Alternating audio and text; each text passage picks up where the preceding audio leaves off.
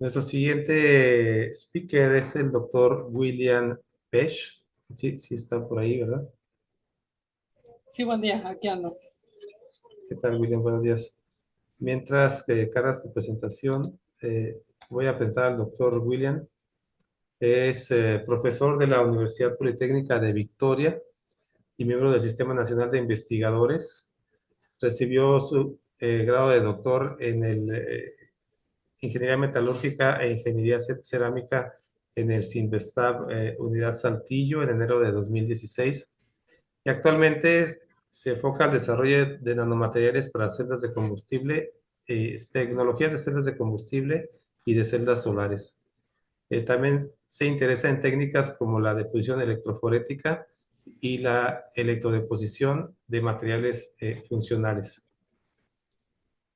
Entonces, si puedes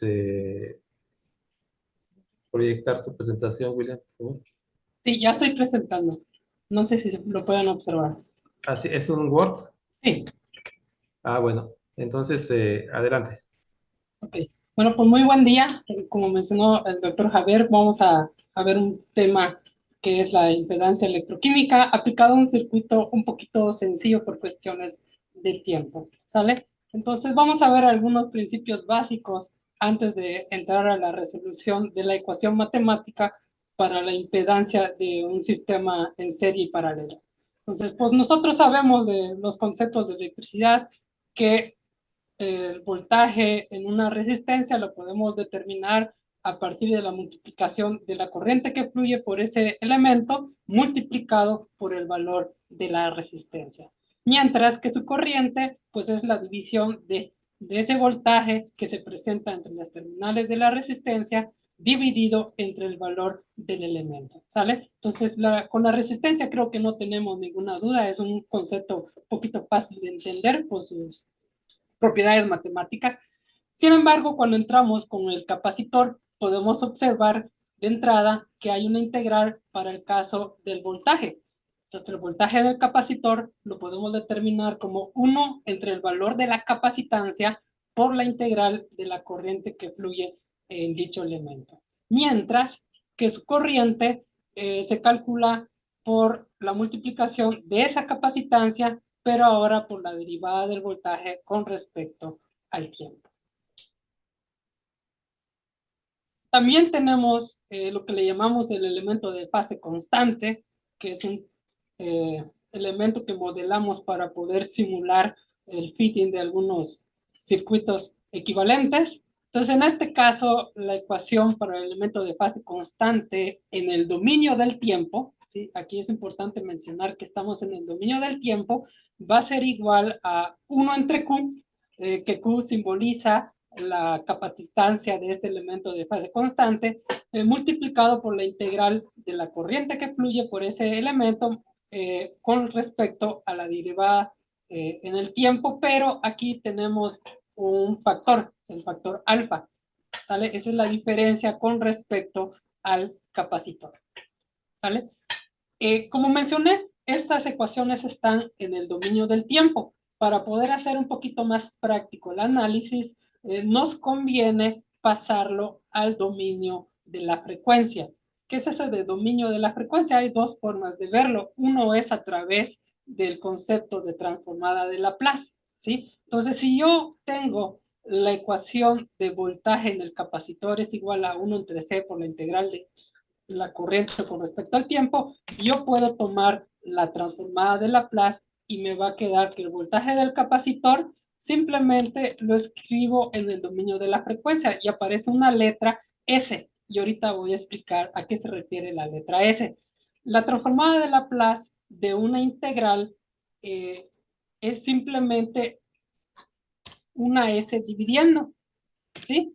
Y había aquí arribita la corriente, entonces esa corriente se va a quedar y simplemente le agregamos la S. Entonces, ¿cómo se lee esta ecuación? Entonces, voltaje en el capacitor en el dominio de la frecuencia va a ser igual a la corriente en el dominio de la frecuencia dividido sobre la capacitancia y multiplicado por ese factor S que representa un plano complejo. Entonces aquí a un lado a un costado tengo una imagen. Esa letra S es simplemente un plano complejo. La letra S está conformado por una parte real que le llamamos el factor de sigma, y una parte imaginaria que es el valor de omega. El valor de omega es la parte imaginaria, es el eje y representa la frecuencia angular del sistema, ¿sí? Recordando que, por ejemplo, aquí tenemos en una resistencia que la corriente es igual al voltaje sobre la resistencia, entonces podemos despejar esta ecuación. Entonces, la resistencia va a ser igual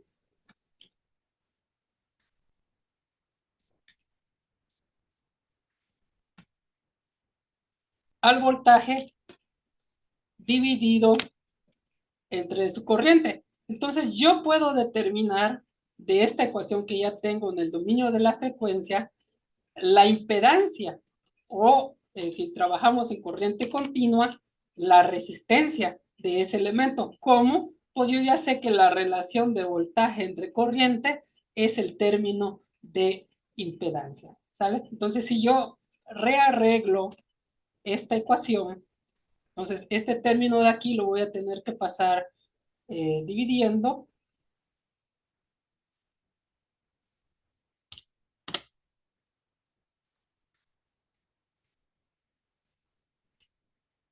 ¿Sí? Y yo puedo observar que la impedancia es igual a 1 sobre CS para el caso del capacitor, ¿sale? Entonces aquí ya tengo una tablita que me resume las impedancias en el dominio de la frecuencia, serían este renglón, para cada uno de los elementos. Por ejemplo, para la resistencia, pues esa es muy sencilla. La impedancia es igual a la resistencia, pero para el caso del capacitor, la impedancia sería 1 entre S por C, ¿sale? Y en el caso del elemento de fase constante, esa impedancia sería igual a 1 sobre Q multiplicado por S, pero elevado al factor alfa. Entonces, con esto nosotros ya podemos realizar los cálculos de la impedancia equivalente de cualquier circuito. Antes de pasar al cálculo de la impedancia equivalente de un circuito serie paralelo, pues es importante recordar cómo se realiza, ¿sí?, la simplificación de resistencias en paralelo. Entonces, si yo tengo dos elementos, en este caso resistencias en paralelo, la resistencia equivalente es simplemente la multiplicación del valor de R1 por R2 dividido entre R1 más R2. Es decir, la multiplicación de los elementos en el numerador y la suma de esos elementos en el denominador. Esto lo comento porque va a ser lo mismo que tenemos que hacer para cualquier elemento que se encuentre en paralelo, siempre y cuando hablemos de impedancia. Entonces aquí les traigo un circuito que vamos a tratar de desarrollar, ¿sale? Podemos observar una resistencia en serie, la cual se encuentra interconectada con un elemento de fase constante y a su vez esta se encuentra en paralelo con una resistencia. Este es un modelo que se utiliza bastante para simular procesos electroquímicos y nos vamos a centrar en obtener sus ecuaciones. Entonces, de lo que habíamos comentado arriba, podemos observar que la impedancia equivalente, ¿sí?, pues va a ser la sumatoria de la impedancia de la resistencia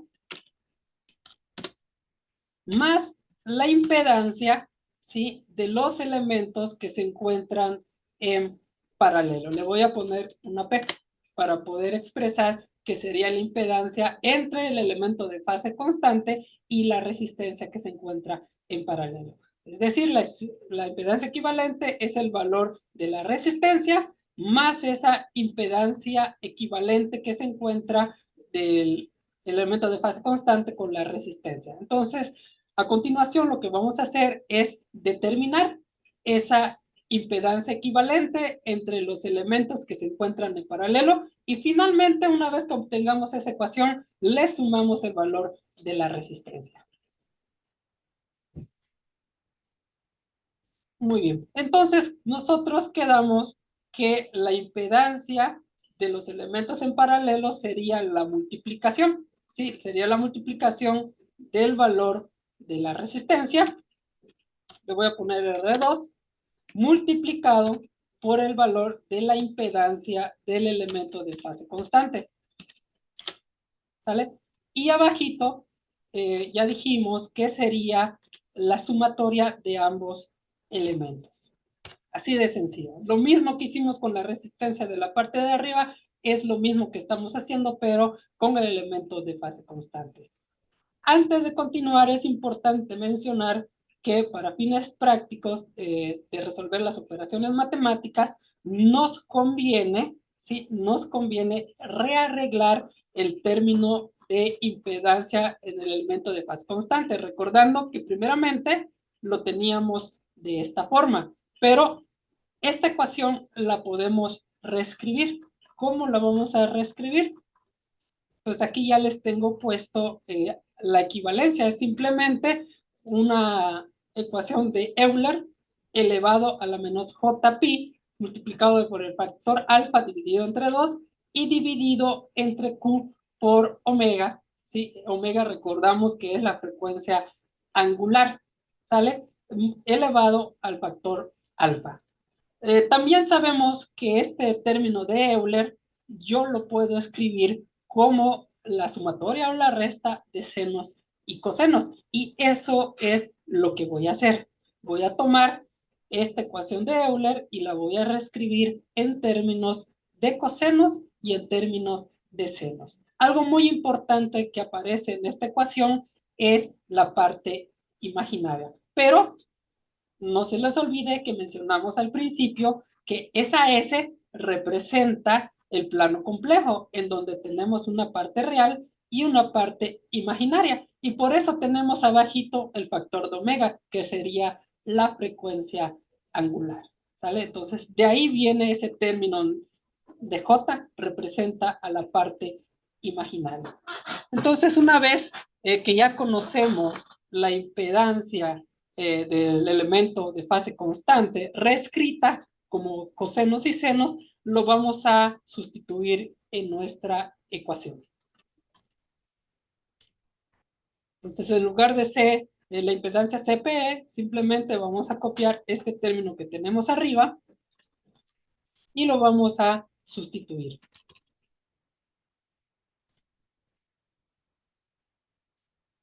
Y también vamos a hacer lo mismo, pero en la parte de abajo. ¿Sale? Entonces yo ya tengo una ecuación matemática que puedo utilizar para poder obtener el modelo del circuito equivalente y a través de ese modelo realizar la gráfica de Nyquist o de Bode.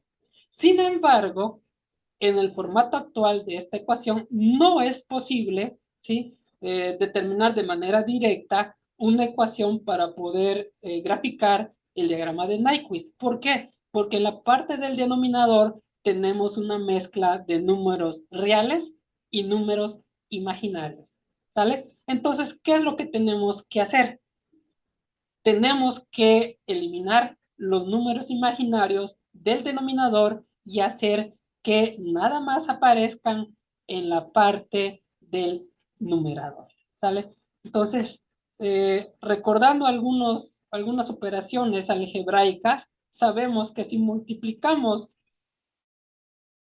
este complejo conjugado, vamos a poder separar la parte real de la parte imaginaria. Entonces, simplemente vamos a agregar una multiplicación aquí al final.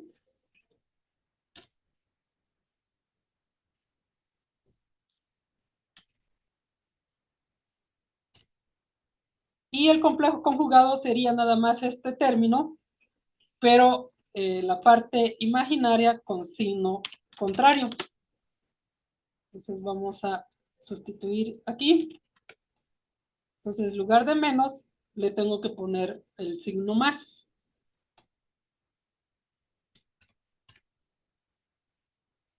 Y lo mismo sería aquí en la parte de abajo. Ahí está. Entonces, si yo realizo esas multiplicaciones, voy a poder eliminar la parte imaginaria de abajo. ¿Por qué? Porque j por j me daría j cuadrada y j representa la raíz de menos 1. Pero como elevo la raíz de menos 1 al cuadrado, se elimina esa raíz y simplemente me queda el menos 1. Y de esta forma ya no tendría la parte imaginaria en el denominador, nada más en el numerador. ¿Sale? Por cuestiones de tiempo, yo les traigo aquí abajito la resolución, ¿sí? De esa multiplicación, ¿sí? Entonces, si se dan cuenta, ya nada más aquí en el numerador me aparece parte real y parte imaginaria. Y en la parte del denominador simplemente tengo términos que son reales. ¿Ok? Vamos a trabajar con el diagrama de Nyquist, por lo que nos conviene separar, ¿sí? La parte real como una ecuación y la parte imaginaria como otra ecuación. Es decir, este término de aquí, voy a tratar de sombrearlo, ¿sí? Este término de aquí multiplicado por esta RP y dividido entre todo este denominador sería mi primera ecuación, sería la parte real, mientras que la parte imaginaria sería todo lo que trae la j dividido entre el denominador. Y de esta forma tendríamos dos ecuaciones. La parte real, aquí lo tengo, ¿sí? Esa sería mi primera ecuación, y la parte imaginaria, ¿sale? Entonces yo ya puedo graficar con estas dos ecuaciones mi diagrama de Nyquist. Para poder ver un poquito más del modelado, voy a realizar algunos cálculos en MATLAB. Entonces voy a dejar de compartir momentáneamente para poder eh,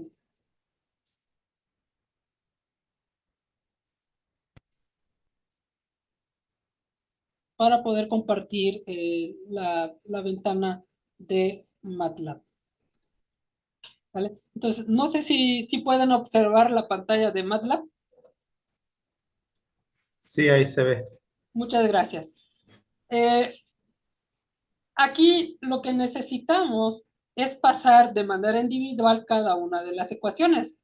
Para fines prácticos, yo le puse x1 a la primera ecuación, que sería la parte real. Ya lo tengo tecleado para no perder mucho tiempo.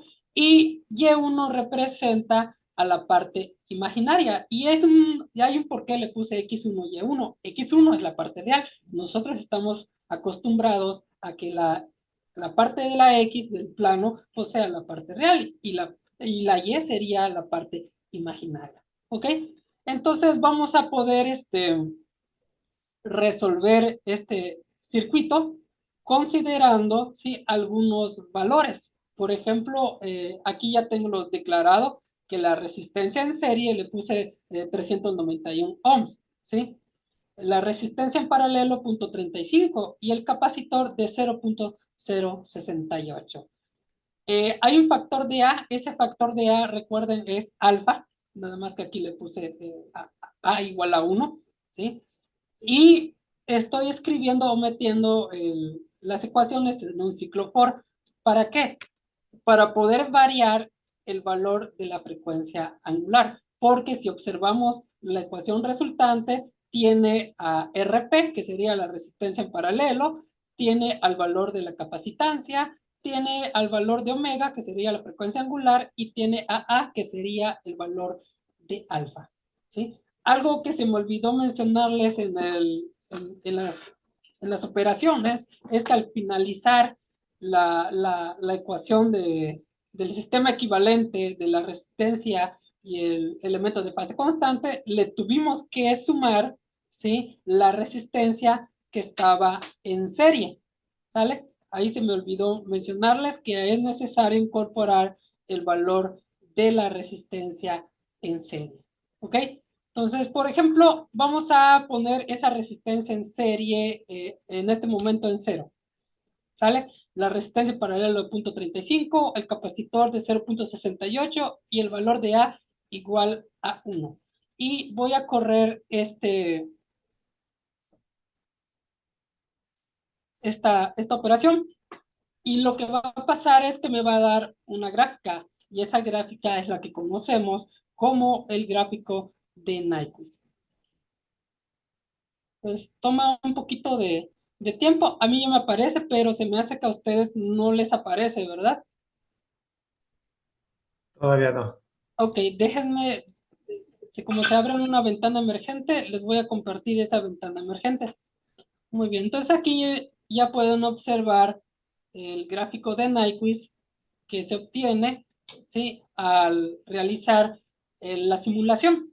Entonces podemos observar que si alfa es igual a 1, obtenemos un sistema que se parece mucho a la de un capacitor, ¿sale? Entonces, pues podemos ver en la literatura que si alfa es igual a 1, el sistema se comporta como si fuera un capacitor y no un elemento de fase constante. Le voy a cambiar ese valor, ¿sí? De alfa y lo voy a dejar como 0.1 para que ustedes puedan observar la diferencia. Por ejemplo, aquí la altura máxima que logra obtener la gráfica es arriba de 0.16, más o menos 0.17, ¿ok? Entonces voy a cerrar esta ventana para poder generar la otra.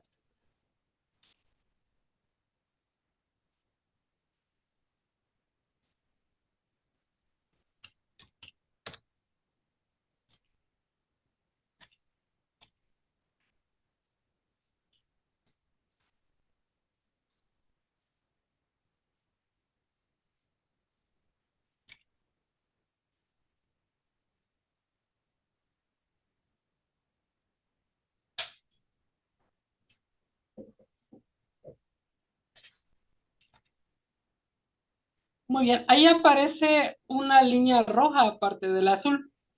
¿Por qué no está completa? Es simplemente por el intervalo del valor de omega que estoy utilizando. Entonces voy a cambiar ese valor de omega en mi código fuente para que sea, en este caso necesito frecuencias más altas, es el lado izquierdo, entonces necesito frecuencias mucho más altas para que se vaya a completando la gráfica. Entonces déjenme cambiarle aquí ese valor de omega. Nada más que al cambiarle el valor de omega voy a tener que reducir los puntos porque si no me voy a tardar demasiado en generarlos.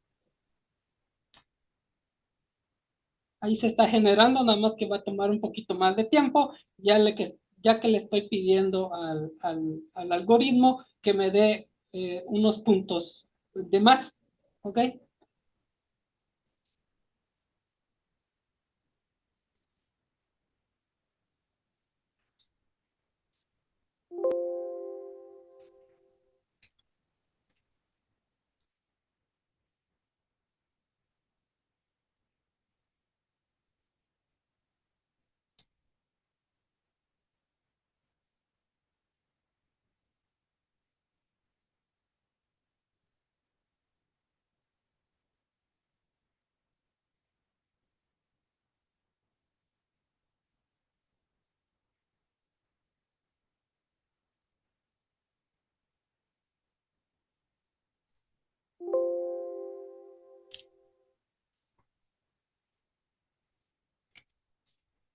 Ahí está, entonces ya le agregué más puntos, es decir, le subí la frecuencia porque lo tenía nada más en 1000, ya le puse 100,000, entonces todavía no logro cerrar la curva, necesito ponerle más, pero se va a tardar en correr el código, entonces lo voy a dejar de esta forma. Entonces, si se dan cuenta, simplemente al cambiar el valor de alfa, disminuye la altura de la primera gráfica, es decir, si ponemos o utilizamos un factor de 0.5, estaríamos simulando, sí, el elemento de Warburg. Por eso podemos observar en la literatura que valores de 0.5 simulan al elemento de Warburg, aunque sea, sí, un elemento de fase constante. Entonces, eso depende del valor de alfa. Si yo le pongo o si utilizo un valor de alfa igual a 0, ¿sí? Sería nada más, o se comportaría el sistema como un resistor, sin la parte de capacitancia, ¿sale? Entonces es el efecto que tiene al variar alfa, ¿sale?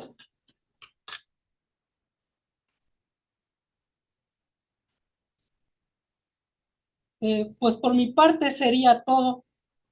No sé si tengan algún comentario o alguna duda. Muchas gracias, William.